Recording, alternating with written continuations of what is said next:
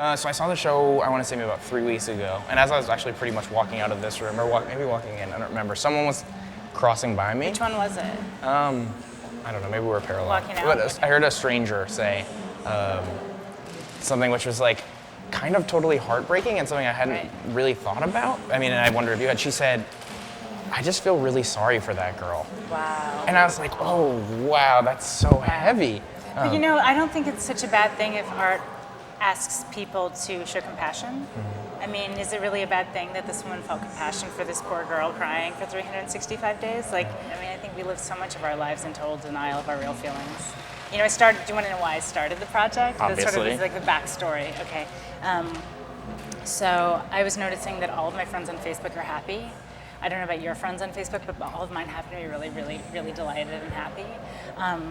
And I obviously don't think that's true. I don't think that everybody really feels that way. And so on January 1st of 2010, I woke up and I decided I'm going to deliberately take part in sadness in the way that people have deliberately taken part in happiness on Facebook.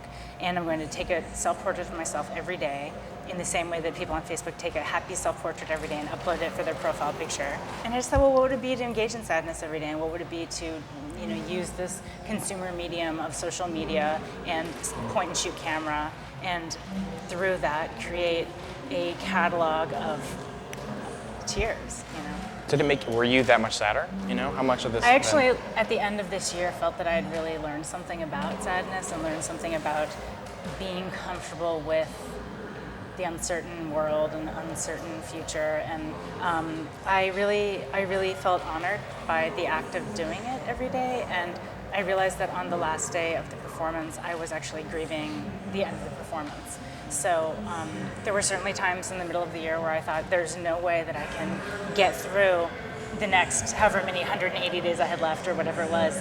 And I'd have to dig deep and listen to really sad music or think about dead childhood pets or think about, breakups or whatever I had to think about. There's been a lot of discussion about airplane crying, and I realized that crying in airplanes is really, really easy, and it's also totally inappropriate. But I think a lot of people can cry in airplanes. I've had lots and lots of people tell me, I always cry in airplanes. So.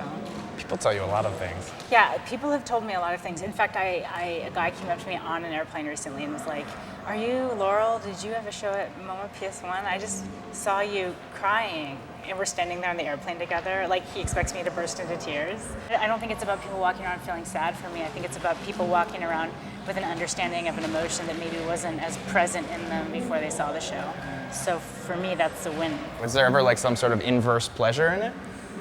Oh, there was always pleasure in it, because I'm an artist, I make things, and so when I'm making things, I'm the happiest I could be.